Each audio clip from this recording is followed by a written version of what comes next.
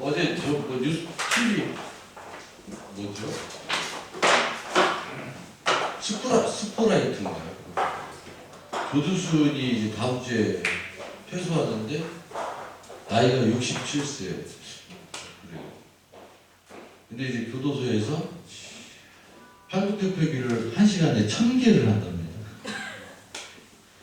이유인즉슨 나가서 봅시다. 이랬대요. 그 피해자 부모한테.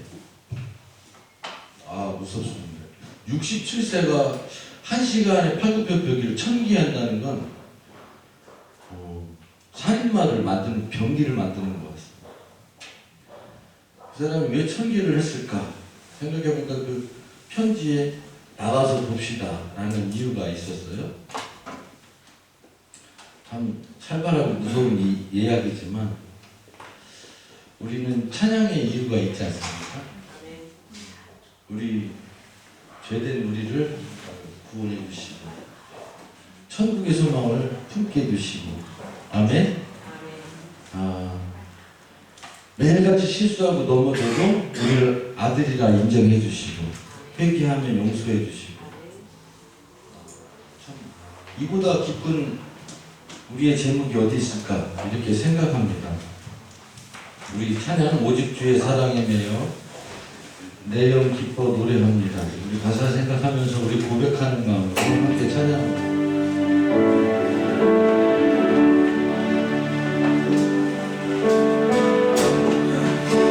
오직 주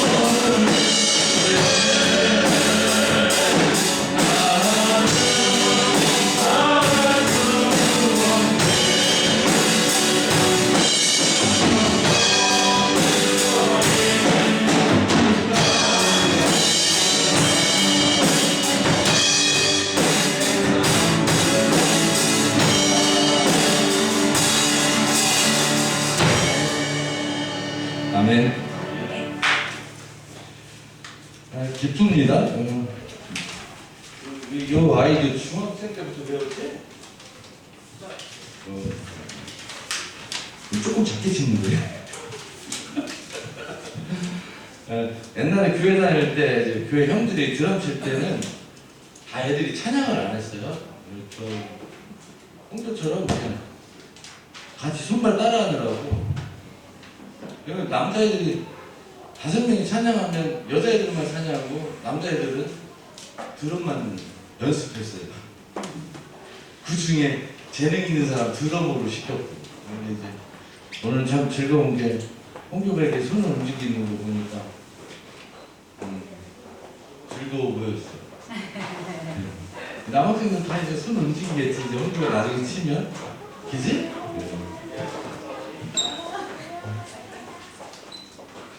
우리 다음 찬양 감사로 제사 드리는 자는 하나님을 영화롭게 하나니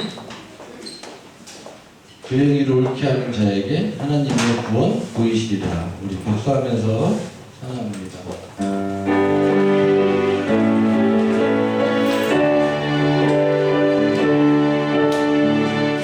감사로 제사 드리는 자는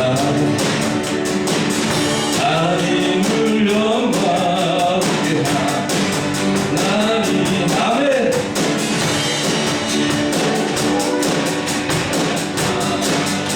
하나님의 구원, 하나님의 구원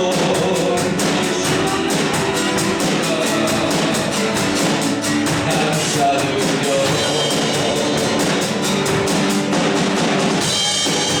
주인세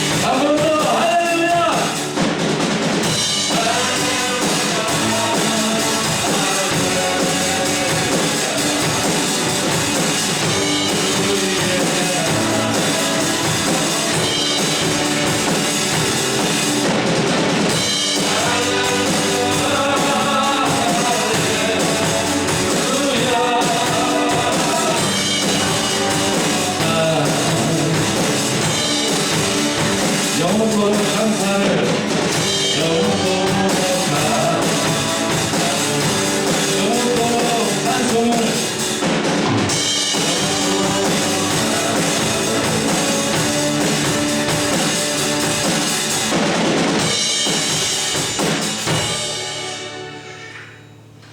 그래도 아직 어려서 이해해 주십시오.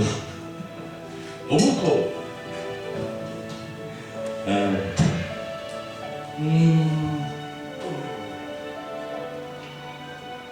오늘 추수감사절 한 해 우리가 농사 짓는 분은 없을 것 같아요. 한 해를 돌아보면서 우리 직장에서, 가정에서, 사회에서 얼마나 힘든 일이 많았습니까? 엄청 힘들었을 겁니다. 그런 중에도 우리가 믿음 지키고 그 와중에도 감사할 조건을 가질 수 있다는 게 우리 믿음의 축복인 걸로 믿습니다. 감사해요 주님의 사랑 찬양하고 오늘은 조용한 기도로 한 해를 돌아보면서 하나님께 감사하는 마음으로 기도하는 시간 갖겠습니다. 감사해요 주님의 사랑 감사해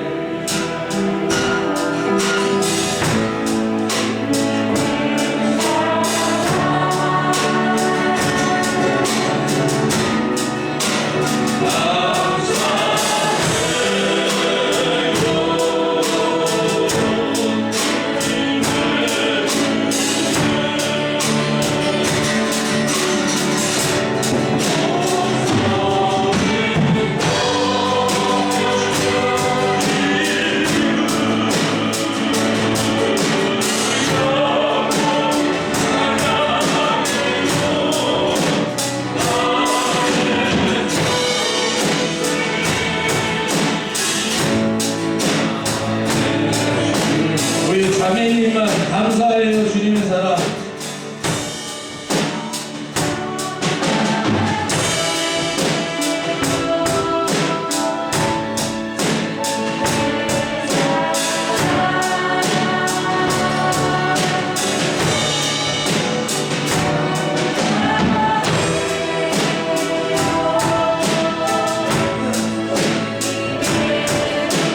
우리 다같이 목소리 높여 주님을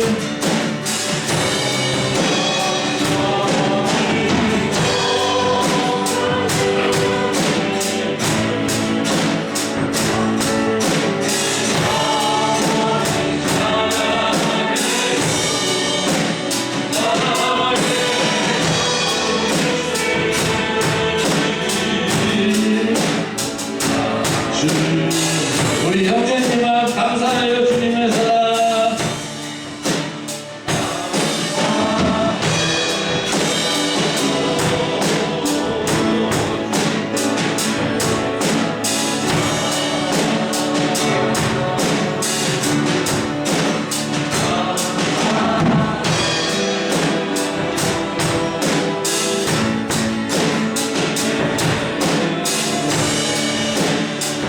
다같이 목소리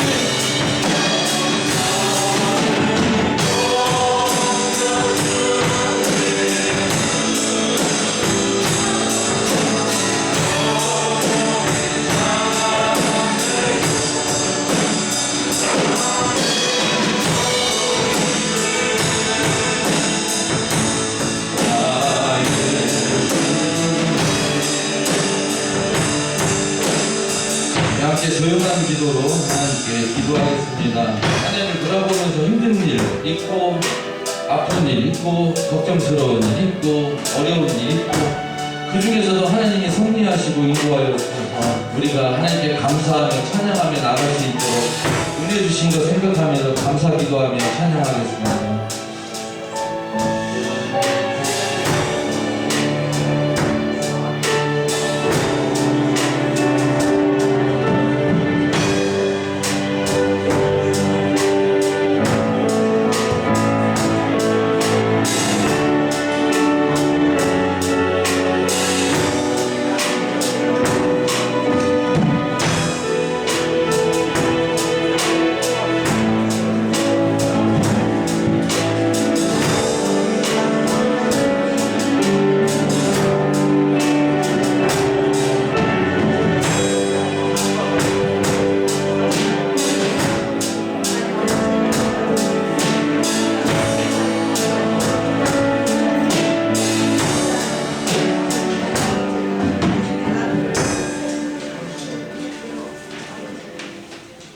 다 같이 일어나셔서 우리 찬양합니다.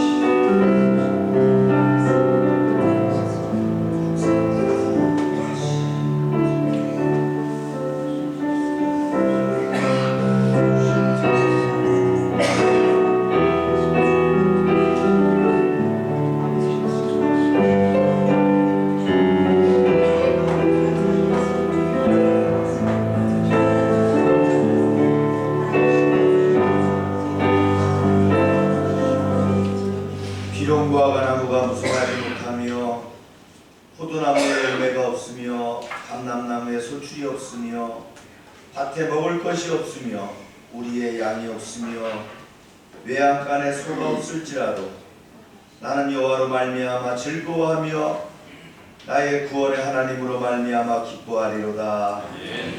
주 여호와는 나의 힘이시라. 나의 발을 사슴과 같게 하사 나를 높은 곳으로 다니게 하시리로다. 아멘. 찬양 받으시기에 합당하신 여호와 하나님, 예수님의 십자가 대속의 공로로 거듭나게 하시고 부활의 소망을 가지고 살게 하심을 감사합니다. 오늘 거룩한 주일을 맞이하여 주님께 나왔사오니 하늘문을 열어주시옵소서. 특별히 오늘은 저희가 추수의 감사주일로 예배하고자 합니다.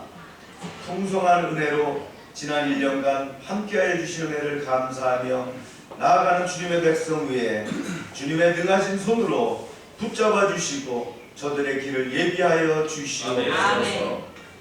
열방교회 모든 지체들이 소망을 가지고 주님께서 허락하신 은사대로 사역을 감당하며 거룩하고 주인의 쓰심에 합당하며 모든 선한 일의 일꾼이 되게 허락하여 주시옵소서. 이 시간 저희가 진정과 신령으로 입을 모아 찬송하게 하시고 생명의 폭포수 같은 하나님의 말씀으로 주님의 은혜를 체험하게 하시며 헌신을 결단하고 돌아가는 귀한 시간 되게 역사하여 주시옵소서.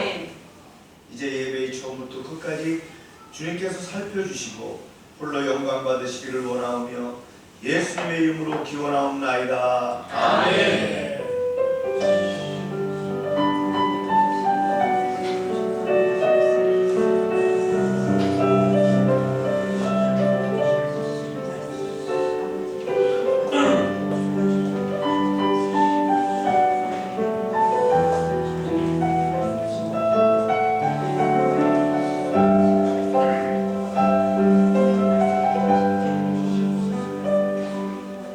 전능하사 천지를 만드신 하나님 아버지를 내가 믿사오며 그 외아들 우주 예수 그리스도를 믿사오니 이는 성령으로 잉태하사 동정녀 마리아를 하시고 본디오 빌라도에게 고난을 받으사 십자가에 못 박혀 죽으시고 장사한 지 사흘 만에 죽은 자 가운데서 다시 살아나시며 하늘에 오르사 전능하신 하나님 우편에 계시다가 저절로 산자와 죽은 자를 심판하러 오시리라. 성령을 믿사오며 거룩한 공예와 성도와 서로 통하는 것과 죄를 사하여 주시는 것과 몸이 다시 사는 것과 영원히 사는 것을 믿사옵나이다. 아멘. 자리에 앉으시기 바랍니다.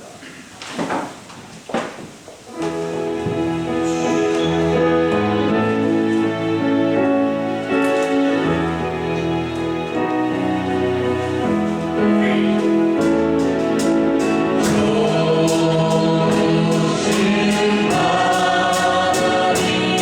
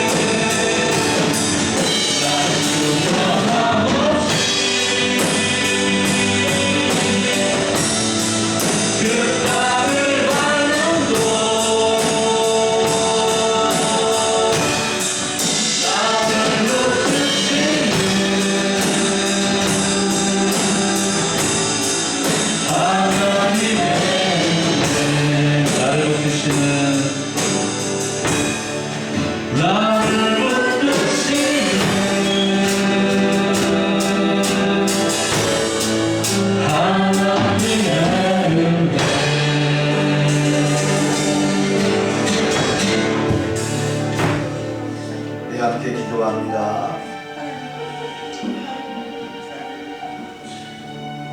하나님께서는 지난 1년 동안 우리를 눈동자처럼 지키시고 인도해 주셨습니다. 금년제 초부터 코로나가 발생해서 이제 아직도 만연의 일 가운데 있지만 우리를 지키시고 인도하여 주셨습니다. 오늘 추수감사절을 맞으면서 은혜 감사하며 한번 주여 부르짖고 기도합니다. 주여!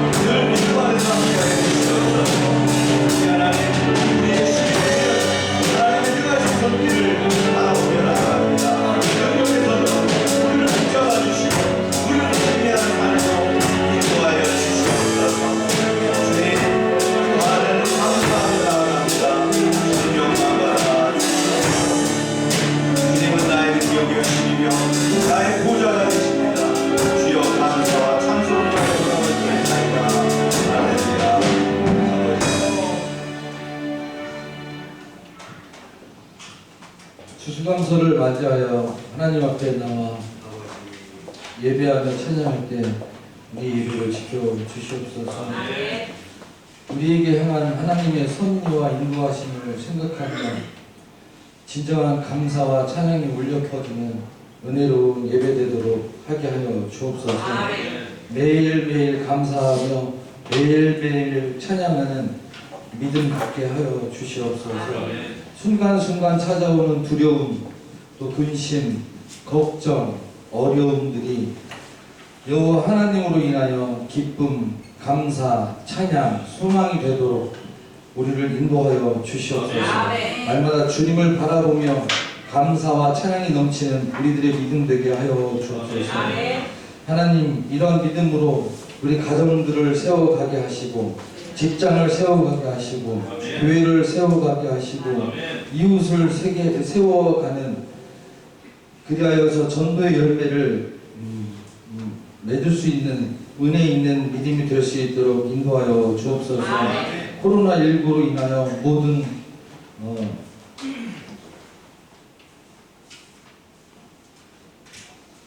국가와 교회가 고민하고 혼란스러운 이때에 기도하옵기는 교회가 믿음의 연단으로서 더 다져가며 목표가 되는 교회가 될 수 있도록 인도하여 주옵소서. 연단 속에서 우리가 더 강하여지고 믿음으로 더 성장하여지고 말씀 속에 더 성숙하여지는 믿음을 갖게 하여 주셔서 이럴 때일수록 우리의 믿음의 빛을 발하는 믿음의 성도 될 수 있도록 인도하여 주옵소서. 하나님, 우리 교회 위해서 기도합니다. 말씀과 기도와 찬양이 날마다 충만하여지는 교회가 될 수 있게 하시고, 어려운 일이 있을지라도 말씀을 더 가까이 하며 말씀 속에서 살아가는 믿음의 삶이 될 수 있도록 인도하여 주옵소서. 딴 것 바라보지 않게 하시고 말씀을 읽게 하시고 묵상하게 하시고 말씀 속에서 승리하는 간증이 울려 퍼지는 교회가 될 수 있도록 인도하여 주시옵소서. 오늘 주님의 전에 나와 기도하고 고개 숙여 기도하는 모든 성도들을 주님께서 사랑의 손으로 성령의 손으로 어루만져 주시사 그냥 왔다 그냥 가지 아니하게 하시고 하나님을 만나고 돌아가는 은혜로운 시간 될 수 있도록 축복하여 주옵소서. 모든 말씀 예수 그리스도의 이름으로 기도했습니다.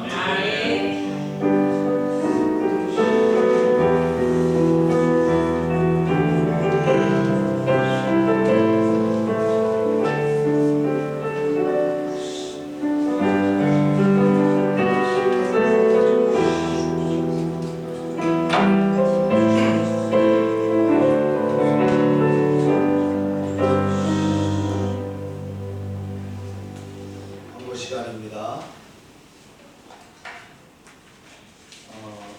사회적 거리두기가 우리 지역이 1.5단계입니다. 경기 지방을 포함해서 다른 그 시도까지 이제 구체화시켜서 이제 나누는데요. 우리가 비교적 낮은 단계고 다른 데다 2단계로 격상되어 있는 그런 단계입니다. 그래서 이제 우리 대전시에서 통제하는 걸로는 어제부터 시작해가지고 기한이 없어요. 언제까지 될지 모르지만 1.5단계고요. 조금 더 한 단계 높아지면 2단계로 격상될 그런 거기 때문에 그리고 개개인들이 이렇게 특별히 조심하시기 바랍니다. 네, 감기도 조심하셔야 돼요.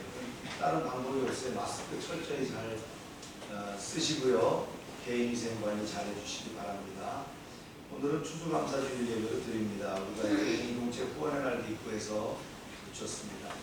원래 오늘 주의 만찬을 함께 하는데 주의 만찬은 방역 때문에 생략하도록 하겠습니다. 사랑의 헌금은 우리가 이제 선교지에 지난주에 보냈습니다. 그래서 그 지저스 프로바이드 처치를 우리가 쭉 도와주고 있었는데 그들을 위해서 이제 헌금을 보냈죠. 성경통도 이번 주 이제 다 끝나게 되거든요. 1월 4일까지 쉬고 그 다음에 육회기는 1월 4일부터 시작하도록 하겠습니다. 지방의 총회가 10일 날 있는데 청주에서 하기로 되어 있는데 진행될지 모르겠네요. 지역안전센터 사항들이 있고요. 아직은 이제 운영되고 있는데 2단계 되면 크로스 되나요? 어떻게 되나요? 3단계부터요. 창문틀 공사 못해서 아마 이번 주 될 것 같고요. 공동체를 후원의 날 이후에 내년도 사업 준비 진행하고 있습니다. 우리 읽어볼까요? 시작. 이같이 만나 공동을 지켜주지 아니하였다. 아멘. 이러한 복이 우리에게 넘치기를 축복합니다. 아멘. 오늘 말씀은 로마서 13장 1절부터 14절 말씀. 13장 전체로 오늘 설교합니다. 제가 먼저 읽겠습니다. 각 사람은 위에 있는 권세들에게 복종하라. 권세는 하나님으로부터 나지 않음이 없나니 모든 권세는 다 하나님께서 정하신 바라. 그러므로 권세를 거스르지 않는 하나님의 영광을 주시니 거스르는 자들은 심판을 잡으리라. 또박또박하게 읽습니다. 다스리는 자들은 선한 일에 대하여 두려움이 되지 않고 악한 일에 대하여 되나니 네가 권세를 두려워하지 아니하려느냐. 선을 행하라. 그리하면 그에게 칭찬을 받으리라. 그는 하나님의 사역자가 되어 내게 선을 베푸는 자니라. 그러나 그가 행하는 것은 두려워하라. 그가 분명히 칼을 가지지 않으니 곧 하나님의 사역자가 되어 악을 행하는 자에게 진노하심을 따라 보호하는 자니라. 그러므로 복종하지 아니할 수 없으니 진노 때문에 할 것이 아니라 양심을 따라 할 것이라. 너희가 조세를 바치는 것도 이로 말미암으리라. 그들이 하나님의 일꾼이여 바로 이 일에 항상 힘쓰느니라. 모든 자들에게 줄 것을 주되 조세를 받은 자에게 조세를 바치고 관세를 받을 자에게 관세를 바치고 두려워할 자를 두려워하며 존경할 자를 존경하라. 믿지 않는 사람에게 미래에는 아무 일도 아무것도 주지 말라. 가늠하지 말라, 살인하지 말라, 도적질하지 말라, 탐내지 말라 할 것과 그 외에 다른 계명이 있을지라도 내 이웃을 내 자신과 같이 사랑하라 하신 그 말씀 가운데 다 들었느니라. 사랑하는 이웃에게 악을 행하지 아니하나니 그러므로 사랑을 요구하여 하는 선이라. 또한 너희가 이 시기를 알지니와 알거니와 자다가 깰 때가 벌써 되었으니 이는 이제 우리의 구원이 처음 믿을 때보다 가까웠음이라. 많이 믿고 다시 가까웠으니 그러므로 우리가 문제를 믿고 죄가 보이자. 낮에와 같이 단정히 행하고 방탕하거나 술 취하지 말며 음란하거나 호색하지 말며 다투거나 시기하지 말고 오직 주 예수 그리스도로 믿고 주를 위하여 주시기를 구하노라. 아멘. 네, 말씀을 위해서 기도합니다. 하나님 아버지, 오늘도 말씀 가운데 저희가 기꺼이 나아가게 하시고 말씀을 들을 귀를 열어주시고 말씀을 영적으로 감동하며 듣게 하시고 말씀이 능력이 되게 하여 주시옵소서. 종이 부족하지만 이제 하나님 주신 은사로 말씀을 증거하게 하시되 겸손하게 주님의 말씀을 이제 전하게 하여 주시옵소서. 예수님의 이름으로 기도합니다. 아멘.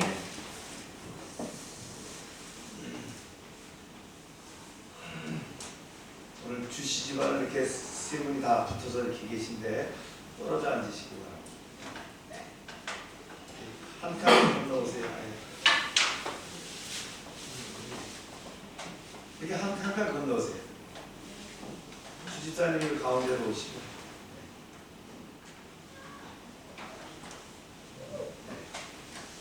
분리해서 앉기 때문에 좀 분리시켰어요. 오늘 추수감사절입니다. 1년 동안 수확물과 추수에 대해서 하나님께 감사드리는 그런 개신교의 기념일이죠. 물론 우리가 앞에 이제 약간의 다발을 나눴는데 이건 하나의 퍼포먼스입니다. 그죠? 데코레이션한 거예요. 이것이 재물일 수는 없어요. 그래서 우리가 그런 의미를 좀 알아야 될 것이다 라는 거예요. 우리가 구약에는 양이나 소나 그죠? 재물을 잡아서 하나님께 드리지만 또 곡식을 수확한 것을 드리지만 이것은 재물은 아니다. 하나의 퍼포먼스라는 것을 우리가 이해하시기 바랍니다. 부활절과 그 다음에 성탄절, 전 세계 개신교에서 지켜오는 그런 명절이죠. 추수감사절을 포함해서 3대 명절이 됩니다. 이제 미국과 캐나다만 이걸 공휴일로 이제 정합니다. 미국 같은 경우 땡스기빙 데이라 그래서 한 주일 정도를 대부분 쉬면서 또 블랙 프라이데이라 해갖고 물건을 막 사고 이제 이런 쇼핑이 증가하는 그런 때를 이제 하나의 문화가 됐죠. 우리 한국에서는 11월 셋째 주 일요일을 감사절로 이렇게 절기로 정하는데 우리는 이제 지난번 행사 때문에 조금 늦춰서 이렇게 오늘 맞았습니다. 구약 성경에 있어서 추수감사절 어떤 것이냐 잠깐 우리가 나눠보고 말씀에 들어가는데요. 이스라엘에 3대 명절이 있어요. 6월절, 민족의 해방 감사절이죠. 패스오버라고 하지 않습니까? 양의 피를 잡아서 문설주와 인방에 바르고 그 양고기를 먹고 쓴나물과 함께 먹었던, 그리고는 다음날 이제 출애굽을 했던 그것을 기념하는 6월절이 있고요. 봄에 이제 우리가 맥추절이라고 하죠. 77절, 추실절, 이제 봄의 감사절입니다. 그 다음에 이제 가을의 감사절이 추수감사절로서 수장절, 초막절이라고 합니다. 성경에서 말하는 그 가을의 이제 추수감사절이 아마 우리하고 비교적 가깝지 않을까 이렇게 생각이 되는데 정확히 따지면 우리가 지금 지내고 있는 추수감사절은 구약에서의 수장절이나 그 다음에 초실절하고 조금 거리가 있어요. 그러나 이제 가장 가까운 것은 우리가 미국의 영향을 많이 받았기 때문에 미국 스타일의 추수감사절을 지냅니다. 우리 교회에서는 특별히 추수감사절의 의미를 뭐라고 했습니까? 한 해 동안 살펴주신 그 하나님께 감사를 드리며 예배드리는 것이다. 어쩌면 이제 한 해가 마무리되는 거예요. 그죠? 그리고 이제 남은 12월 한 달은 금년을 결산하며 내년을 계획하는 달이 되어야 된다. 그런 의미에서 하나의 매듭과 같은 것이 봄에는 뭐라 그랬어요? 맥주감사절이었고 가을에는 이제 겨울이 초입에 들어가면서 추수감사절이었다라고 하는 거예요. 그런 의미에서 우리가 감사의 절기로 하나님께 나아갑니다. 여러분 개개인들도 감사함을 좀 이렇게 적어보고요. 또 가족과 함께 나눠보시기를 바랍니다. 또한 이런 의미는 또 내년에 더 큰 감사를 주실 것을 기대하는 그런 마음이 필요하겠죠. 이제 12장, 지난번까지 우리가 3번에 걸쳐 설교했던 12장은 하나님과 교회, 사회에 대한 성도의 자세였습니다. 13장은 국가와 이웃과 종말의 성도에 대한 자세를 이렇게 나누게 되는데요. 오늘 말씀은 국가 권세에 대한 성도의 자세, 세상에서 이웃에 대한 성도의 자세, 그 다음에 종말에 대한 성도의 자세를 이렇게 나눠보도록 합니다. 먼저 국가 권세에 대한 성도의 자세입니다. 우리는 다 나라에 속해서 살아갑니다. 우리는 어느 나라에 삽니까? 대한민국에 살고 있다. 국민으로 살기 좋은 나라도 있고 국민들이 탄압받는 그런 악성 국가들도 있어요. 그래서 국가가 잘못하면 국민들이 고통을 받게 되고 삶이 힘들어집니다. 국민 개개인이 능력이 있어도 나라가 잘못하면 아무 소용이 없어요. 우리나라 역사를 돌아보세요. 일본 제국주의에 우리의 주권을 잃었을 때 우리는 36년 동안 엄청난 고통을 받았어요. 잘못 사는 고통도 있지만 심적인 고통도 대단하잖아요. 또 6.25 전쟁도 마찬가지입니다. 열강의 다툼에서 남과 북이 갈라지고 공산주의와 민주주의가 충돌되는 그 지점이 바로 우리나라였던 거예요. 그래서 3년에 걸친 전쟁이 지속됐고요. 그 당시 2천만이 조금 넘는 그런 동포들이었는데 그 중에서 150만 명이 죽는 동족 참상을 겪어야 했던 그런 비운의 역사를 가지고 있습니다. 지금 현재 우리나라는 어떻습니까? 어쩌면 5천년 역사 동안에 지금 가장 잘 사는 나라, 팍스 코리아나의 시대를 우리가 살고 있습니다. 그러나 아직 여전히 진영 논리에서 자신들의 권력을 위해서는 무엇이든지 서슴지 않는 그런 정치인들이 포진된 정치권이 있죠. 또 지역 감정을 부추기면서 희릭을 추구하는 그런 선동꾼들이 있어요. 세계적인 경제 발전을 이뤘지만 국민들의 삶은 어떻습니까? 여전히 공고하다. 가정이 빠르게 해체되고 인류와 도덕이 붕괴되는 그런 시대를 우리가 살고 있습니다. 실물 경제, 코로나 같은 질병, 온난화와 공기오염 등의 문제 등 우리 사회는 점점 어떻게 해요? 위기의 사회로 가고 있다라는 것을 실감하는 그런 상황 속에서 우리가 살고 있지 않습니까? 이런 상황 가운데 그리스도인들은 어떻게 해야 되는가? 그저 바라만 봐야 될까? 그것은 우리의 하나님의 나라와 무관함으로 모른 척 해야 할 것이냐? 이건 이 세상과 하나님 나라는 별개니까 그냥 그렇게 살면 돼. 이런들 어떻고 하고 저런들 어떡하겠어. 그저 내 신념대로 살면 될 것이냐? 그런 생각을 할 수도 있어요. 그래서 오늘 본문은 위기에 당면한 국가 속에 살고 있는 우리에게 귀중한 그 말씀인데요. 우리에게는 국가를 살려내야 될 책임과 의무가 있습니다.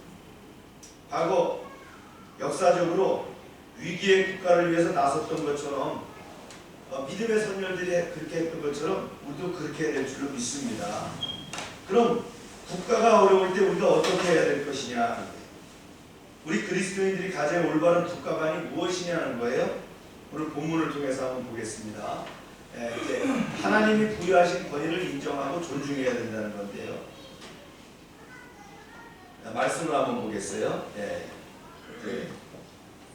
그 중에 이제 하나님이 부여하신 권위를 인정하고 존중해야 된다는 첫 번째 뭐냐?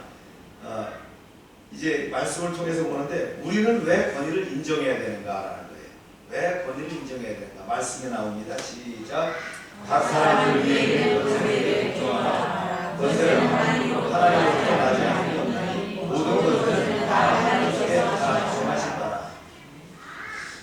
왜 하나님이 부여하신 권위를 인정하고 존중하라고 성경은 얘기하느냐? 우리 그리스도인들이 국가에 가져야 될 가장 원칙적인 것이 뭐냐면요. 성경에는 복종하라라고 나와 있어요. 복종이란 말이 많이 나옵니다. 국가에 대해서 복종하라. 부모는 자녀에 대해서 복종하라. 아내는 남편에 대해서 복종하라. 종은 상견에서 대해 복종하라. 한마디로 뭐라는 거예요? 권위를 인정하라는 거거든요. 그럼 우리는 왜 권위를 인정해야 되는가? 그 말씀이 이제 1절에 나오는데요. 그 말씀 이유가 뭐냐? 그 권위가 어디서부터 나왔다고요? 하나님께로부터 나왔기 때문에 인정해야 된다. 네. 그게 바로 가장 근본적인 게 그거예요. 하나님이 그 권세를 세우셨다는 거예요. 모든 권세는 하나님이 정하셨기 때문에 우리가 복종할 수 있는, 순종할 수 있는 그런 마음이 있어야 된다. 그런 다짐이 있어야 된다. 사실 이 말씀은 과거 독재자들이 가장 애용했던, 남용했던 말입니다. 그래서 민주화 운동하던 어떤 사람들은 이 말씀이 원래 성경에 없었는데 독재자들이 통치를 위해서 집어넣은 거다 이렇게 주장을 하게 됐어요. 그러나 사실 그건 아니에요. 우리가 읽은 이 말씀은 분명히 하나님께서 우리에게 주신 말씀이라. 그 뜻 역시 명확합니다. 우리는 국가를 다스리는 자들의 권위를 인정하고 그 권위를 순종해야 된다는 거예요. 근데 우리는 이 말씀을 읽을 때 선뜻 기쁨으로 받아들이지 못해요. 저 역시 이 말씀을 읽는데 자꾸 마음 한구석에 거부감이 들어요. 하나님의 말씀이 분명한데 왜 거부감이 드느냐는 거예요. 그 이유는 다름이 아닌 우리의 타락한 본성과 연관이 있어요. 그 이유는 참 부인하고 싶지만 죄로 인해서 타락한 우리 마음에 권위에 반항하고 싶은 그런 저항의식을 갖고 있다는 거예요. 저도 그렇고 여러분의 마음에도 그런 마음들이 있다는 거예요. 우리는 이걸 솔직히 인정해야 돼요. 우리 마음 가운데는 순종하기보다는 반항하고 싶은 마음이 있어요. 하나님은 바로 이 우리의 타락한 마음을 아셨기 때문에 우리가 사는 사회 질서를 유지하고자 이 말씀을 주신 거예요. 이 시대같이 권위가 무너진 사회를 사는 우리에게 이것은 더욱더 순종하기 어려운 말씀일 수 있습니다. 그러나 권위가 송두리째 무너진 사회를 여러분 상상해 보세요. 말씀을 계속 볼까요? 시작. 그러므로 권세를 거스르는 자는 하나님의 명을 거스르니 거스르는 자는 심판을 착취하리라. 이렇게 계속 권위가 무너지면 결국 우리는 사회 권위는 어느 날 송두리째 사라지고 만다는 거예요. 그러면 어떻게 돼요? 그 결과는 정글의 법칙만 남는 무서운 사회가 될 수 있다. 우리가 상상 영화에 많이 나오죠. 다 무너진 다음에 참 살아남은 인류들이 살 때에 그 정글의 법칙과 같은 것들 많이 나오죠. 좀비 영화도 그런 상황 속에 하나예요. 그러면 어떻게 되겠느냐는 거예요. 국가는 타락한 세상에서 최소한 선을 유지하는 하나님이 주신 그 권위라는 거예요. 그러므로 우리 그리스도인들은 지도자의 권위를 인정하고 그들의 권위를 존중해야 된다라고 하나님은 강조하고 있다라는 거예요. 아멘입니까? 그러면 잘못된 권위에 대해서는 어떻게 반응해야 되느냐? 이게 이제 우리 참 관심사죠. 어떻게 해야 될 것이냐는 거예요. 국민에게 고통을 준 독재자에게도 굴복해야 되느냐? 이걸 우리가 한번 어떻게 생각해야 될 것이냐? 성경에 이렇게 나와 있어요. 여러분 읽어볼까요? 시작. 그는 하나님의 사역자가 되어 내게 손을 베풀 자니라. 그러나 내가 악을 행하거든 두려워하라. 그가 분명히 칼을 가지지 아니하였으니 곧 하나님의 사역자가 되어 악을 행하는 자에게 진노하심을 따라 보호하는 자니라. 하나님이 권세자를 세우신 이유가 뭐예요? 그것은 선을 이루고자 하시는 거예요. 만일 하나님이 세운 그 권세자가 선을 이루기보다 자꾸 악을 행한다면 어떻게 해야 되느냐? 히틀러처럼 악을 행하는 자에게도 우리가 순종해야 합니까? 이것이 바로 우리의 딜레마예요. 과거 기독교 역사를 살펴보면 우리 믿음의 선조들이 이 딜레마를 해결하고자 많은 고민을 했던 그런 흔적들을 발견할 수가 있습니다. 그 가운데 이 문제를 해결하고자 우리 기독교가 세운 좋은 전통 중에 하나가 있어요. 그것이 뭐냐? 시민 불복종의 권리입니다. 이것은 악한 정부에게 우리 그리스도인들이 행사할 수 있는 권리를 얘기하는 거예요. 바로 악한 정부에 대해서는 어떻게 해요? 우리에게 불복종할 권리가 있다라는 거예요. 이게 바로 시민 불복종의 원리예요. 이 원리는 어떻게 타당합니까? 이 원리의 타당성은 바로 모든 권위가 누구에게 있다고요? 하나님께 있다라는 거예요. 즉 세상의 모든 권위 외에는 더 큰 권위, 하나님의 권위가 있다라는 거예요. 그래서 만일 이 땅의 어떤 권위가 하나님의 말씀이나 권위에 대치되는 것을 우리에게 요구한다면 우리는 그 권위가 아닌 하나님의 권위를 따라야 한다는 거예요. 성경에는 이런 예가 많아요. 다니엘의 세 친구 있죠. 사드락과 메삭과 아벤느고. 왕의 신상을 만들어 놓고 그 앞에 절을 하라고 합니다. 세 사람은 왕의 명령을 거절하고 순종하지 않습니다. 그 다음 일제강점기 때 신사참배를 거부했던 기독교 지도자들이 있어요. 예배 문제가 아니에요. 신사참배 거기 절만 한 번 하면 되는데 그걸 하지 않아서 어떻게 해요? 순교당해요. 사도행전을 보면 유대 지도자들이 베드로가 복음을 전하는 것을 막고자 사도들을 투옥시켜요. 다시는 복음을 전하지 말라고 하면서 때리고 위협합니다. 그러자 베드로와 사도들은 그들에게 이렇게 대답합니다. 시작. 베드로와 사도들이 대답하는데 사람보다 하나님께 순종하는 것이 마땅하니라. 이게 뭐예요? 시민 불복종의 원리가. 이게 하나님의 법칙이에요. 이들은 사람보다 하나님께 순종하는 것이 마땅하다라고 대답합니다. 이것이 바로 시민 불복종의 권리죠. 만일 우리가 순종해야 될 권리가 하나님의 말씀에 어긋나는 것을 지킨다면 우리는 그것을 순종하지 않을 권리가 있어요. 그러나 이 권리를 행사할 때 조심해야 될 것이 있는데 그것은 어떠한 경우에도 폭력을 행사해서는 안 된다는 거예요. 다니엘과 세 친구들이나 베드로와 사도들은 잘못된 요구에 불복종했지만 폭력을 휘두르지 않았어요. 성경 어디에도 폭력을 동반한 불복종이 나온 적은 없다라는 걸 여러분 기억해야 됩니다. 성경은 결코 목적이 수단을 합리화한다고 가르치지 않는다는 걸 우리 기억해야 돼요. 우리가 성경을 읽으려고 양초를 훔칠 수 있습니까? 아니라는 거죠. 그게 잘못된 거죠. 뿐만 아니라 과거 역사 속에서 잘못된 권위를 올바로 인도할 경우는 바로 폭력이 아니라 뭐였어요? 비폭력 저항운동이었다. 비폭력 저항운동하면 생각나는 사람이 누가 있습니까? 마하트마 간디예요. 간디는 도대체 이거 어디서 배웠을까요? 제가 한번 찾아봤어요. 이걸 어디서 배웠나? 간단해요. 성경에서 나온 산상수훈을 통해서 배웠다. 예수님은 폭력으로 이 세상을 변화시키고자 한 적이 없어요. 그분에게는 힘이 있죠. 하늘의 12군단을 움직일 수 있는 그런 통수권자입니다. 그러나 예수님은 어떻게 했어요? 뺨을 때릴 때도 묵묵히 맞으셨어요. 그러나 모든 악에 순종한 것은 아닙니다. 거절할 것은 거절하셨어요. 그러나 폭력으로 행하지 않았다는 거예요. 아멘입니까? 전쟁의 경우를 제외하고는 우리 그리스도인들이 행하는 운동은 뭐예요? 비폭력 저항이라는 거예요. 목적도 중요하지만 그 목적을 이루는 수단도 또 과정도 중요하다고 했습니다. 이것이 바로 성경적이다. 극단적인 예를 들어서요. 아버지가 아들에게 도둑질을 시킨다고 가정해 봅시다. 어느 날 아버지가 자꾸 도둑질을 시키니까 아들이 당신이 아버지야 그러면서 아버지를 때린다. 이건 잘못됐다는 거예요. 부모가 도둑질을 시키면 하지 않겠다고 이야기해야 된다. 어떻게 해야 될까요? 아버지에게 당당하게 얘기해야죠. 아버지, 제가 아버지의 권위를 인정하고 존중하지만 도둑질을 할 수 없습니다. 이건 나쁜 겁니다.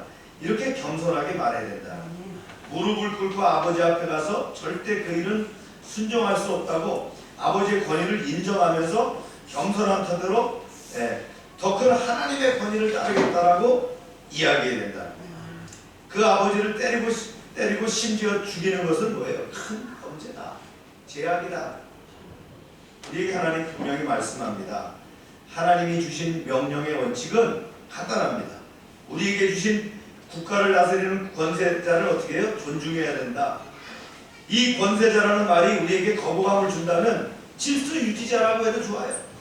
질서를 유지하려면 하나님의 권위를 허락하셨으므로 우리 그리스도인들은 세상이 변화들어도 그들의 권위를 존중하고 순종해야 된다. 아멘입니까? 하나님의 이 말씀을 여러분 마음으로 받아들이시길 바랍니다. 이 땅의 권위가 살아나야 됩니다. 이 말은 굉장히 중요한 거예요. 우리 현재 시대를 살아가고 있는 이 나라에서요, 미국도 그렇지만 우리나라에서도 분명히 이런 문제점들 때문에 대두가 될 거예요. 그러나 그리스도인들은 뭐예요? 비폭력 운동을 해야 된다. 폭력으로 맞서서는 안 된다. 하나님의 권위를 인정하는 두 번째는요, 좋은 국가를 만드는 거예요. 여기 앞장서야 된다. 국가를 이루는 요소들이 있어요. 국가와 국민이 있고 주권이 있다 했죠. 그래서 국민은 뭐예요? 국가는 곧 우리 자신이라는 거예요. 우리는 당연히 좋은 국가를 만드는데 나서야 됩니다. 이제 앞으로 나오는 이제 본문은 건강한 국가를 만드는데 크리스천이 어떻게 될 거라는 걸 얘기합니다. 첫 번째가 뭐냐면 법을 지켜야 된다. 모든 나라는 질서 유지에서 법을 가지고 있어요. 대한민국은 자유민주공화국이다라는 것이 우리 헌법이 있는데 이 컨스티튜션, 이 헌법이 가장 중요합니다. 이 헌법에 여러 가지 이제 밑에 하위 개념들이 있어서 또 이 분파된 법이 있다. 각 나라에 가장 중요한 헌법이 있고 그 법이 있는데 이거 지켜야 된다는 거예요. 이거 잘못 지키면 안 되는 거예요. 말씀하고 있어요. 이렇게 시작. 다스리는 자들은 선한 일에 대하여 두려움이 되지 않고 악한 일에 대하여 대나니 내가 권세를 두려워하지 아니하느냐. 선을 행하라. 그리하면 내게 칭찬을 받으리라. 국가의 통치자들은 통상적으로 선을 장려하고 악을 징벌하는 보편적인 정치 원리를 채택하는 법을 추구합니다.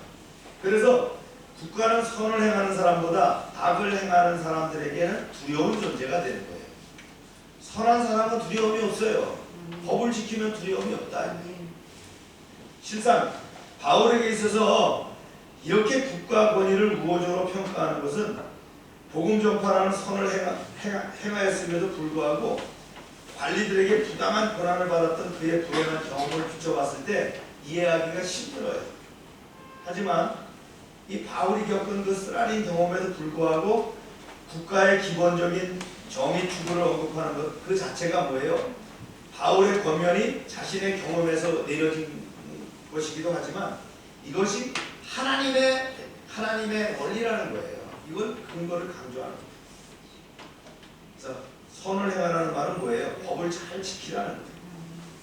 그 법으로 악의 행동을 징계하고 우리가 사는 그 사회의 질서를 유지합니다. 그러므로 우리 그리스도인들은 이 법을 지키는 일이 어떻게 돼요? 앞장서야 된다. 아멘입니까? 우리가 뭐 신앙을 가지고 있다, 믿음대로 살아야 된다고 하면서 법을 지키지 않는다면 세상 사람들이 볼 때 얼마나 위선적으로 보겠느냐. 우리나라에 법이 또 있는데 그 법이 무슨 법인지 아세요, 여러분들? 떼법입니다. 떼법. 네. 법이고 뭐고 소용없어요. 그냥 가서 떼를 쓰면 되는 거예요. 내가 손해가 된다고 떼를 쓰면 안 됩니다. 그죠? 네. 모두 법을 지키지 않으면 무질서의 사회가 되고 난다. 그러면 이 고통을 누가 받느냐? 바로 우리가 받게 된다. 따라서 우리는 이 모든 법을 지키는 일에 앞장서야 될 줄로 믿습니다.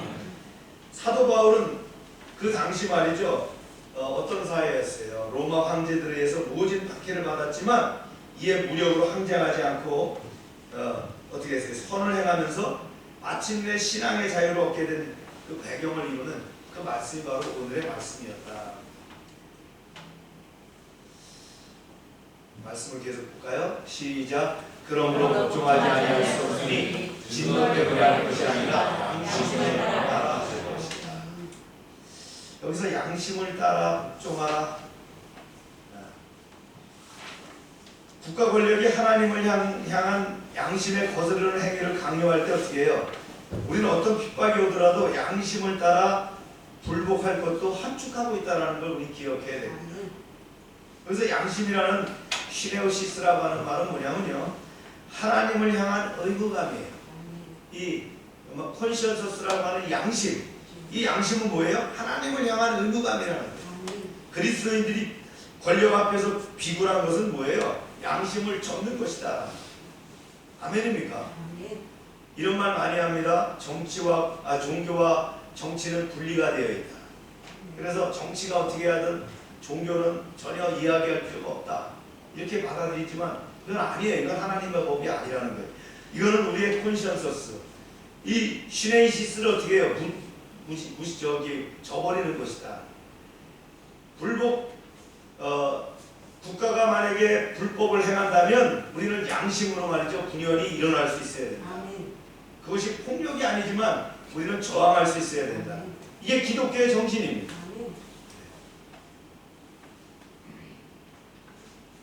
그래서 불의한 것을 보고 어떻게 해요? 방치하거나 모른 척하는 것은 뭐예요? 비굴한 기독교가 되는 거예요. 우리는 절대 그런 기독교가 돼서는 안 됩니다. 불의에 대해서는 당당하게 맞설 수 있어야 돼요. 우리가 정의의 기치를 앞에 들고 나가야 되지만 불의에 대해서는 저항할 수 있어야 된다. 우리 아이들이 기독교 정신으로 그렇게 배울 수 있어야 된다. 국가가 상권 분립을 무시한다면, 국회 기능을 무시한다면, 법원이 말이죠 기능이 회파된다면, 언론이 입을 닫는다면 기독교는 분연히 얘기할 수 있어야 된다. 우리의 시대 비율이 바로 이런 문제가 아니겠느냐.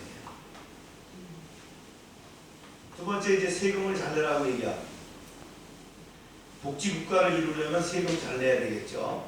말씀 읽어봅니다. 시작. 너희가 권세를 바치는 것도 이로 말미암이라. 그들이 하나님의 일꾼이 되어 바로 이 일에 항상 신습니다. 모든 자에게 줄 것을 주되 조세를 받는 자들에게 조세를 바치고 권세를 받는 자들에게 권세를 바치고 두려워할 자를 두려워하며 존경할 자를 존경하라. 성경은 국가를 향한 의무 가운데 하나가 세금 잘 내라 하는 거예요. 물론 여기도 제가 순종하고 싶지 않은 이유가 있을 거예요. 나라가 세금을 잘못 쓰고 있다거나 불합리하게 세금을 거둔다거나 한다면 당연히 세금 내고 싶지 않겠죠. 이 말씀의 배경이 나올 때가 언제예요? 로마의 압제하에 있을 때예요. 로마가 당시 가혹한 정부였어요. 이스라엘은 로마의 속국이었기 때문에 로마는 속국에 혹독한 세금을 부과하기로 유명했어요. 그런데 하나님은 이렇게 고통받는 그리스도인들에게 이렇게 말씀하셨어요. 세금 잘 내야 된다. 이렇게 얘기했다. 가난한 사람이 세금 내기가 어렵습니까? 부자가 세금 내기 어렵습니까? 부자가 내기 어려워요. 많이 내야 되거든요. 네. 그러나 세금을 많이 낸다면 많이 낸다고 생각하지 말고 하나님이 주시는 복이 많아서 많이 벌었다고 여겨야 합니다. 이 발상의 전환이 필요하다. 11조도 마찬가지입니다. 네. 많이 번다면 10에 2조, 3조 할 수 있는 능력도 있어야 됩니다. 그만큼 부어주는 하나님에 대해서 드릴 수 있는 것이 있어야 됩니다. 그것이 바로 우리의 상급입니다. 아멘입니까? 돈 많이 버는 사람은 그에 합당한 세금을 많이 내야 돼요. 우리나라도 어느 정도 수입 이하는 세금 내라면 안 합니다. 그죠? 물론 간접세는 내겠지만 직접세는 안 내고 있잖아요. 그래서 세금 내는 게 아깝다면 당신이 도로를 만들어서 사용해야 되는 거예요. 상수도도 자기가 나와서 만들 거예요. 우리가 가스레인지를 켜면 불이 나오는데 그거 개인이 할 수 있는 거 아니잖아요. 그죠? 우리가 내는 세금으로 유익한 점이 많아요. 따라서 우리는 세금을 잘 내야 됩니다. 이것이 바로 성경적이라는 거예요. 아멘입니까? 네. 물론 세금을 내는 것에는 여러 가지가 있어요. 세금을 법적으로 어떻게 하면 줄일 수 있느냐 하는 것들도 다 우리가 법적으로 이렇게 보호받고 있잖아요. 그걸 무시하라는 건 아니에요. 네. 그러나 우리는 합법적으로 세금을 내면서 당당하게 살 수 있어야 된다. 이제 큰 두 번째입니다. 두 번째 내진데요. 세상에서 이웃에 대한 성도의 자세가 어떠냐. 하나님은 이웃을 구체적으로 사랑하라고 얘기하셨어요. 그래서 우리가 진정 구원을 받았다면 우리의 삶 속에 변화가 나타나야 되는 거예요. 이것이 바로 어떤 변화냐? 이웃을 대하는 우리의 태도가 변해야 된다. 시작. 피차 사랑이 되면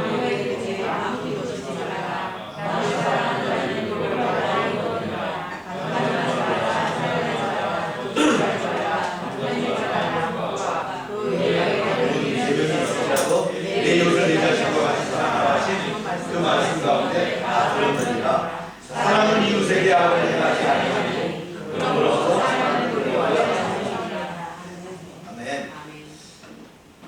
세상의 이웃에 대한 그 성도의 자세, 주님은 뭘 강조하셨어요? 사랑은 율법의 완성이라는 거예요. 율법, 성경이 율법이라면, 지금의 율법이라면 그것의 완성이 뭐예요? 사랑하는 것이다. 우리가 앞에 읽었던 7절, 8, 9, 10절은 다 같은 내용인데요. 강조가 여기 들어가 있어요. 우리가 계명을, 율법하면 제일 먼저 떠오르는 게 10계명이잖아요. 1계명부터 4계명은 하나님에 대한 사랑이고요. 5계명부터 10계명까지는 이웃에 대한 사랑이에요. 그죠? 이 10계명을 한 단어로 요약한다면 뭐예요? 사랑이잖아요. 왜 그래요? 오늘 주님 말씀하셨어요. 사랑은 율법의 완성이라는 거예요. 근데 기독교의 정신이 뭡니까? 사랑이라는 거예요. 오늘 말씀 보니까 이제 이런 말씀했어요. 간음하지 말라, 살인도 하지 말라, 도둑질하지 말라, 탐내지 말라 한 것과 그 외 다른 계명이 있을지라도 내 이웃을 내 자신과 같이 사랑하라. 사실 그 말씀 가운데 다 드러냅니다. 본문이 강조하는 것이 뭐예요? 이웃에 대한 사랑이에요. 입술로 하지 말라는 거예요. 네. 마음으로 하나님의 구원이 무엇인지 안다면 이웃을 사랑하는 삶을 살아라. 말로만 하지 말라는 거예요. 실천해야 되는 거예요. 정말 우리가 이웃을 사랑한다면 어떻게 간음할 수 있느냐? 이웃의 생명을 취할 수 있느냐? 어떻게 물건을 취할 수 있겠느냐? 그가 받은 하나님의 축복을 어떻게 시기할 수 있겠느냐? 불가능하다는 거예요. 사실 이 모든 계명이 존재하는 단 하나는 그 이유는 뭐냐면요. 우리 안에 죄가 있기 때문이에요. 네. 죄 때문에 모든 죄는 언제나 어떻게 희생자를 만드는 거예요. 이 땅에 누군가를 희생시키지 않는 죄는 없어요. 죄는 이웃을 파괴하는 거예요. 하지만 사랑은 그 죄로 말미암아 파괴된 사람을 힐링하는 거예요. 치유시킬 수 있다는 거예요. 아멘입니까? 그래서 본문은 계속해서 사랑하라고 강조하는 거예요. 사랑이 율법의 완성이기 때문에 우리는 하나님을 아는 자로 마땅히 이웃을 사랑해야 된다. 이런 말씀도 하셨죠. 시작. 피차 사랑이 외에는 압력이든지 나무들도 치지 말라.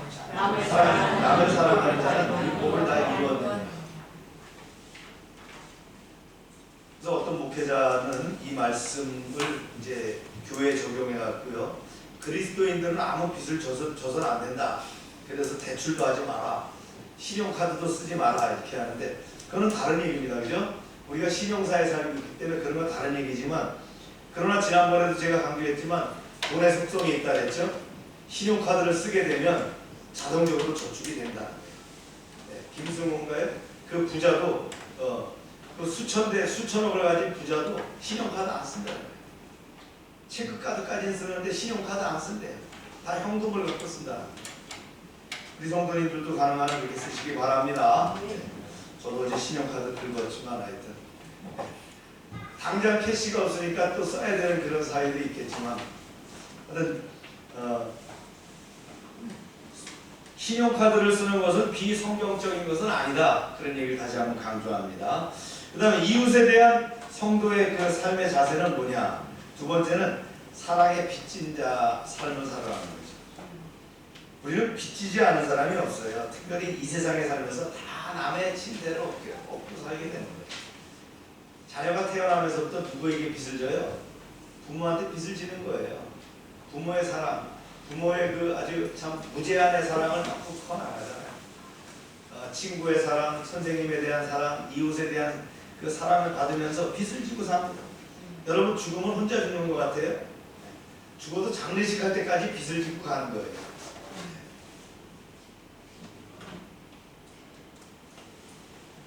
그래서 주님께서도 그렇게 말씀하셨어요. 로마서 8장 5절을 이제 기록하게 하시면서 바울을 통해서 이런 얘기를 우리에게 줍니다. 시작. 우리가 주님이 되었는데 그리스도께서 우리를 위하여 죽으심으로 하나님께서 우리에 대한 자기의 사랑을 확증하시는 우리가 큰 빚진 자죠. 누구에게 빚졌어요? 그리스도 예수에게 빚졌다는 거예요. 네. 나는 아무 빚진 것이 없다. 이거 교만입니다. 아주 어리석은 자입니다. 인생은 모르는 자라는 거예요. 우리 중에는 이웃과 하나님께 빚지지 않은 사람이 없다는 거예요. 아멘입니까? 그래서 우리는 늘 어떻게 합니까? 빚진 자의 인생을 살면서 그걸 나누는 것이 사랑이라는 거예요. 여러분 우리 교회를 한번 보세요. 우리가 예배만 드리고 기도합니다. 훈련만 열심히 합니다. 그러나 돕는 손길이 없다면 이건 참 오류지요. 우리가 정말 하나님의 때를 알고 하나님을 안다면, 천국이 있다는 것을 안다면, 주님이 다시 오신다는 걸 안다면 어떻게 돼요? 우리가 받은 사랑을 계속 나눌 수 있는 그런 사랑의 공급처가 되어야 될 줄로 믿습니다. 사랑은 나눌수록 커집니다. 그죠? 그래서 우리가 어떻게 합니까? 우리 교회 같은 경우는 NGO를 만들어서 나눔의 아름다움을 실천합니다. 또한 이것을 해외 내보내기 위해서 어떻게 해요? 선교라는 이름으로 또 사랑을 나누고 있다는 거. 여러분 적극 동참하시기 바랍니다. 여러분 돈 많이 버셔갖고요, 많은 도네이션 또 헌금을 통해서 그 일들을 감당해 나가시길 바랍니다. 여러분이 시간과 여유가 된다면 현장에 가서 직접 그 일을 감당하시기 바랍니다. 사랑의 빛을 갚아가는 여러분 되시길 바랍니다. 이제 세 번째 대지 넘어가서요, 종말에 대한 자세인데 때를 알아야 된다. 어떤 때를 알아야 되느냐, 이런 때를 말씀하셨어요. 시작. 또한 너희가 이 시기를 알거니와 자다가 때가 확산되었으니 이런 이제 우리의 구원이 처음 믿을 때보다 가까워왔다. 너희는 바로 우리죠. 그래서 때를 알아야 된다. 이게 때는 어떤 때냐? 때를 이제 그 성경에는 헬라어로서는 크로노스와 카이로스가 있는데, 크로노스는 흘러가는 시간을 얘기합니다. 지금 시간이 몇 시예요? 12시 15분이라면 이게 이제 크로노스예요. 카이로스는 어떤 거냐? 그때라는 거예요. 정해진 그때. 남자들 같으면 군대 생활할 때 그렇죠. 아, 그때 참 힘들었어. 국방부 시계는 간다 그러잖아요. 그 시간이 뭐예요? 카이로스는. 여자도 애 낳을 때 힘들죠. 내가 결혼해서 아들을 낳을 때 얼마나 힘들었는지 남편 머리털을 다 쥐뜯었다. 그때가 뭐예요? 그때입니다. 그죠? 카이로스라고 볼 수 있다. 바울은 지금 우리가 깨어나야 되고 때라는 거예요. 그래서 우리가 하나님의 정하신 때를 알고 있기 때문에, 기다리기 때문에 그 때를 알아야 된다. 오늘 말씀해 보니까 구원의 때가 가까워온다는데 그 구원은 어떤 구원이냐? 우리 이미 구원 받은 사람입니다. 어떤 구원을 받았어요? 신분적 구원을 받았어요. 이미 예수 믿고 구원 받았다는 거예요. 십자가에서 죽으신 그분이 나의 왕이요 구원자라는 것을 우리가 믿는 그 구원을 받았다는 거예요. 이미 끝났다는 거예요. 그런데 또 구원은 뭐예요? 다가오는 구원이 있어요. 영화 구원을 얘기한다. 글로리피케이션이라는 영화 구원. 미래적 구원이요 종국적인 구원이다. 이 구원은 뭐예요? 주님의 다시 오심에 대한 그런 구원이다. 그래서 이 구원을 기다리면서 우리가 어떻게 살아야 되느냐? 오늘 본문은 말씀합니다. 단정하게 살아야 된다.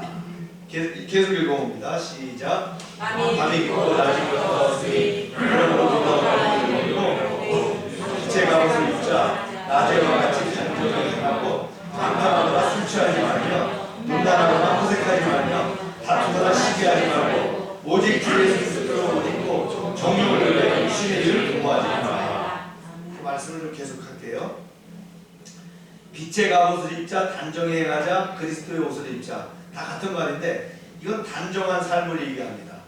단정하다라고 하는 단어는 말이죠, 품위 있게 살라는 얘기예요. 네. 이게 디센틀리라고 하는 단어로 쓰는데 품위 있게 살아야 된다. 단정하게 살아야 된다. 그게 어떤 거냐? 첫째, 방탕과 음란을 피해라.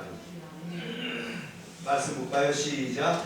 낮에와 같이 단정히 행하고 방탕하거나 술 취하지 말고 음란하거나 호색하지 말고 다투거나 시기하지 말고. 역사가 아놀드 토인비는 이렇게 얘기했어요. 이 세상에 88개의 문명이 세워졌다가 사라졌다는 거예요. 큰 문명의 한 덩어리를 보니까 88개나 있더라고요.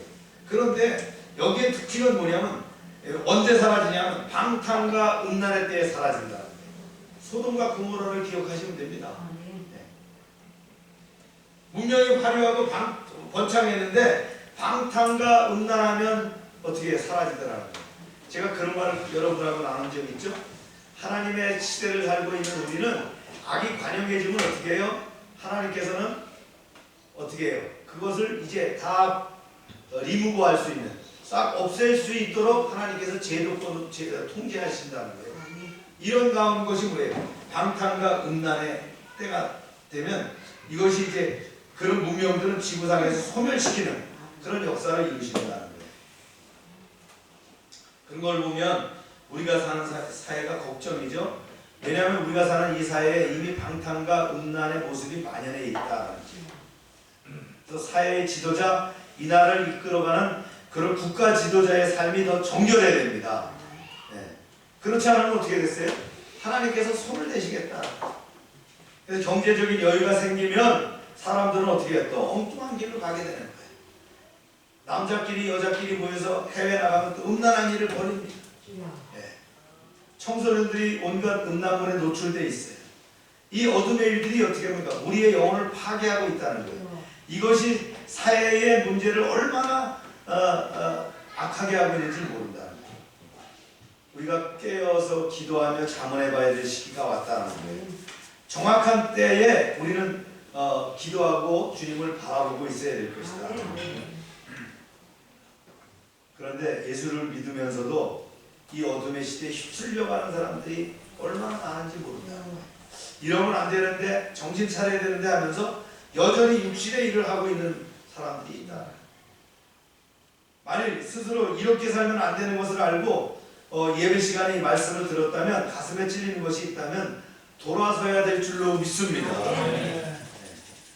이제 두 번째는요, 이제 종말의 시대 두 번째는 그리스도의 신부처럼 정결하게 살라는 거예요. 신부 옷이 어떻게 하얀 드레스잖아요. 그런 정결한 삶을 살아라. 아우구스티누스의 이야기입니다. 그는 그 예수 믿는 집에 태어났어요. 만 20년 동안 방탕하게 살았어요. 근데 이렇게 살면 안 되는데, 그래도 안 되는 거예요. 스스로 통제가 안 되는 거예요. 길거리 여자들과 놀아났어요. 방탕한 삶을 살았어요. 그의 고백록을 보면 그 죄를 끊기가 얼마나 힘든지 모른다고 고백했어요. 어느 날 그런 친구가 사는 집에 갔어요. 그래갖고 멀리 있는 친구 집에 가갖고 무화과 나무 밑에서 자신의 방탕한 삶을 사는 것을 놓고 말이죠, 울면서 통곡을 했어요. 그러면서 오 주님, 제가 언제까지 이런 삶을 살아야 됩니까? 이런 더러운 삶에서 제가 벗어나게 해주세요. 그런데 귀에 들리는 거예요. 어떤 어린아이 소리가 들려요. 남자인지 아인지 여자인지 모르겠는데 소리가 들리는 거예요. 집어들고 읽어라. 근데 집어들을 게 없어요. 그래서 친구 집으로 쫓아가서 보니까 거실에 말이죠, 책 하나가 펴져 있는데 성경책이었어요. 거기 펴 있는 것에 바로 성경의 말씀이 바로 이 구절입니다. 시작. 낮에와 같이 단정히 행하고 방탕하거나 수치하지 말며 음란하거나 호색하지 말며 다투거나 시기하지 말며 오직 주 예수 그리스도를 옷 입고 정욕을 위하여 육신의 일을 구하지 말라. 아우구스티누스가 더 이상 읽을 필요가 없었어요. 마음에 탁 꽂혔어요. 그래서 그는 이제 그리스도의 신부와 같은 정결한 삶을 살기로 다짐을 하고 삶이 변화되는 역사가 나타나요. 우리가 위대하고 심오한 은혜의 교리를 알고 하늘에서 내려온 선물로 그것을 받았다면, 우리가 인생의 시기를 알고 하나님의 때를 안다면 우리는 이것을 실천해야 될 줄로 믿습니다. 두 가지 얘기했죠. 이웃을 사랑하고 어떻게 해요? 또 하나 어떻게 하라고요? 단정한 삶을 살아가라는 거예요. 사랑하는 여러분, 천국을 믿습니까? 네. 새하늘과 새 땅에 올 것을 믿습니까? 얼마 남지 않았다는 것을 믿습니까? 그렇다면 이 말씀을 기억하고 하나님의 자녀로 살아가시길 축복합니다. 네. 오늘 말씀을 요약해 볼까요? 바울은 그랬어요. 국가 권세에 대한 성도의 자세를 가르쳐줬어요. 먼저 하나님이 부여하신 권위를 인정하고 존중해야 한다 그랬어요. 우리가 국가의 권위를 인정해야 하는 이유는 뭐냐? 그 권세가 하나님으로부터 나왔다는 거예요. 그리고 잘못된 권위에 대해서는 어떻게 반응해야 될까를 우리가 배웠어요. 국가 권세에 대한 성도의 자세 두 번째는 좋은 국가를 만드는 데 앞장서야 되는데, 이를 위해서는 어떻게 돼요? 법을 지키고 세금을 잘 내라. 예, 강조했어요. 그 다음에 이제 그 두 번째 내지는 세상에서 이웃에 대한 성도의 자세입니다. 하나님은 이웃을 구체적으로 사랑하며 어떻게 했어요? 사랑은 율법의 완성이라고 말씀하셨어요. 사랑은 율법의 완성이다. 또한 우리는 사랑의 빚진 자다 그랬어요. 세 번째요, 마지막 대지인데요. 성도의 자세를 강조했는데 종말의 자세를요. 종말의 때를 알아야 되고 빛의 갑옷을 입고 단정하게 살아야 된다라고 했어요. 그것은 뭐예요? 방탕과 음란을 피하는 것이고 그리스도의 신부로 정결하게 살아야 된다라는 거예요. 아멘입니까? 그리스도인이라는 건 뭐예요? 교회만 다니는 게 아니에요. 교회 출석했다, 내가 직분자가 뭐다, 직분이 뭐다라는 게 아니에요. 말씀과 언행의 일치가 있어야 된다는 거예요. 우리가 하나님을 믿고 하나님의 자녀된 자로 하나님 보시기에 합당하며 세상이 보시기에 단정하며 빛의 자녀로 살아가야 된다라는 거예요. 왜냐하면 종말의 때가 가까워왔죠. 국가, 이웃, 종말에 대한 오늘 성도의 자세를 배웠는데 이런 자세를 견지하며 믿음으로 승리하는 여러분 되시길 주의 이름으로 축원합니다. 다 같이 기도합시다. 하나님 아버지, 오늘 추수감사절 예배를 통해 이제 지난 한 해 동안 하나님이 함께 해주신 은혜를 되새기며 나아가게 하심을 감사합니다. 코로나로 인해서 여러 가지 불비한 조건이지만 늘 아버지의 은혜가 충만하게 하여 주시옵소서. 오늘 말씀을 통해 국가와 이웃과 종말에 대한 성도의 자세를 일깨워 주심에 감사드립니다. 우리가 세상의 권위를 인정함은 그 권세가 하나님께로부터 나왔으며 잘못된 권위에 대해서 어떻게 할 것을 배웠습니다. 우리가 성도로서 좋은 국가를 만드는 일에 앞장서게 하여 주시옵소서. 법을 잘 지키고 세금도 의무를 감당하게 하시고 특별히 이 나라를 통치하는 위정자와 집권당이 올바르게 하시고 저들이 하나님과 하나님의 주권을 두려워하며 헌법과 법치에 따라 정의롭고 헌신적으로 직임을 다하는 나라가 되게 하여 주시옵소서. 이웃을 구체적으로 사랑하라고 하셨는데 그런 실천하는 삶을 살게 하여 주셔서 사랑은 율법의 완성이라는 것을 실천하게 하여 주시옵소서. 우리가 종말의 때를 알고 빛의 갑옷을 입고 단정하게 살아야 될 줄로 믿습니다. 늘 방탕과 음란을 피하며 그리스도의 신부로 정결하게 살게 하여 주시옵소서. 코로나 사태가 심화되지 않게 하시고 눈동자처럼 지켜주시고 어려운 상황을 돌파하는 지혜와 능력을 공급하여 주시옵소서. 12월 마지막 달 한 해를 결산하며 새해를 준비하게 하여 주시옵소서. 교회와 열방 공동체와 아동센터와 선교회를 축복하시고 늘 우리의 사역이 심차게 하나님의 뜻에 맞춰 나가게 하여 주시옵소서. 예수님의 이름으로 기도합니다. 아멘. 다 같이 일어나셔서 우리 460장 찬송 드립니다.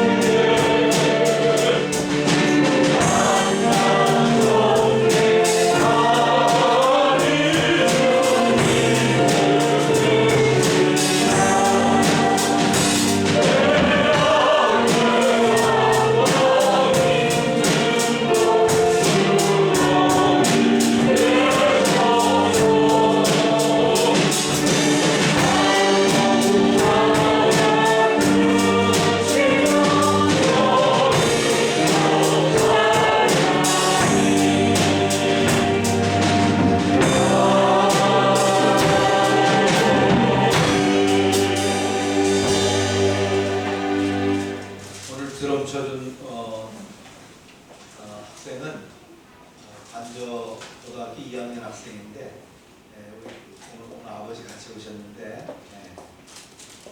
우리에게 이제 음악에 대한 좀 퍼포먼스를 보이면서 좀 도전을 주려고 왔어요. 감사합니다. 박수로 열심히 하나님께 드려지는 찬양을 이렇게 공부하고 또 아름다운 찬양을 연주하는 여러분 가실 때 오늘 성찬을 못했기 때문에 떡을 준비했어요. 50떡을 이렇게 한 팩에다 넣어서 준비했으니까 여러분 맛있게 드시기 바랍니다. 기도합니다.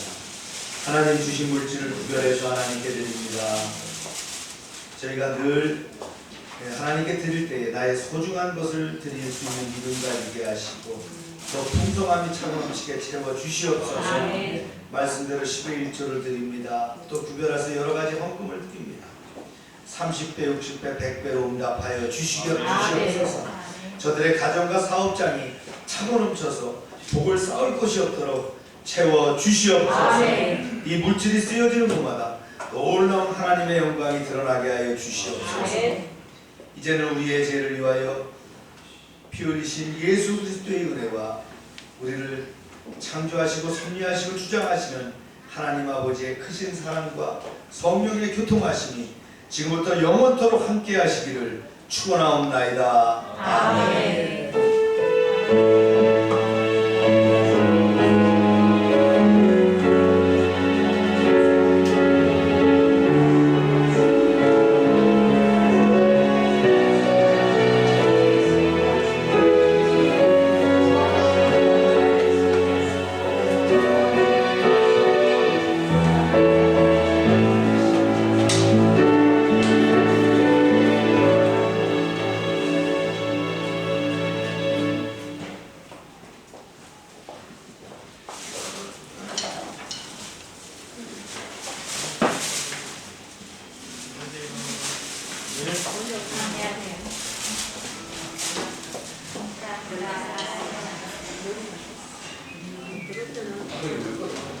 이게 소리 나가지고 내가 사실 에로가는 겨울에 드럼 소리요? 네. 북소리 나는 거예요? 네. 여기서 나는 거예요? 네. 신기하다. 그게 왜 나지? 추우면 그렇대요. 추우면 얘가 실외기가 얼어 있어가지고 아. 네. 걷다가 좀 시원하다가 해야 되나 봐요. 식사는? 아니, 이제 가야지. 네? 가서 먹어야지. 여기 가서 아니요 먹고 아니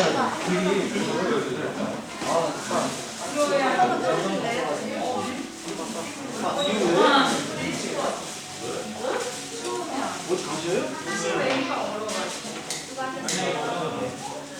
알돌이 들어요.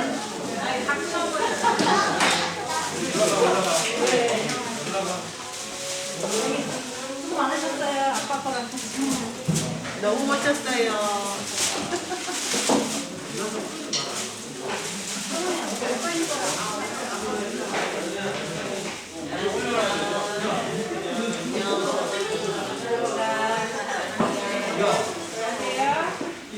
제가 올릴게요. 박스 여기 있으니까 올릴게요.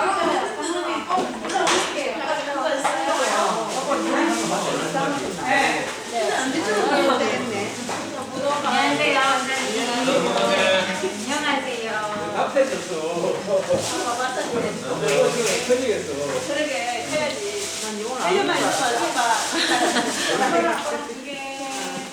이거 안 끄셨는데 목사님? 네, 어떻게 끄는지 몰라서 못 건드리겠네요. 잘못 건드렸다가. 잘못 건드리면 또 잘못 건드리면 딱 닫으면 되는 거 아니야? 수정들 쌀이 온도 안 되는데 채워? 네, 아까 없었어요. 이렇게. 좀 끌어. 여기 끌으면 되니까.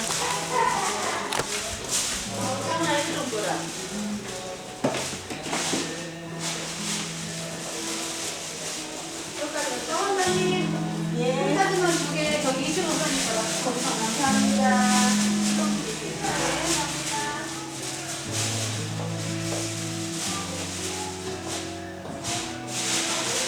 우리가 다 먹까 박스 얻어요? 하원 집사님 박스 다 먹어요?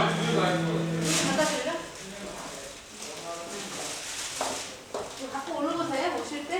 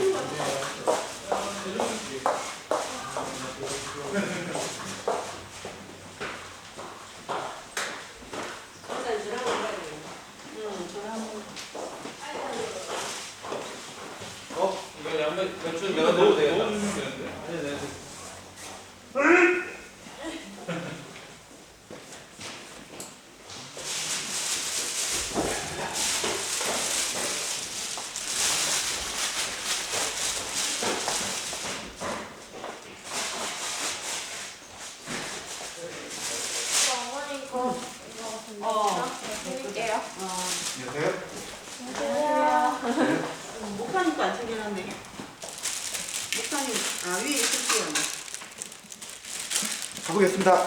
목사님 또 챙겨가줘요. 가겠습니다. 가세요. 네. 안녕하세요.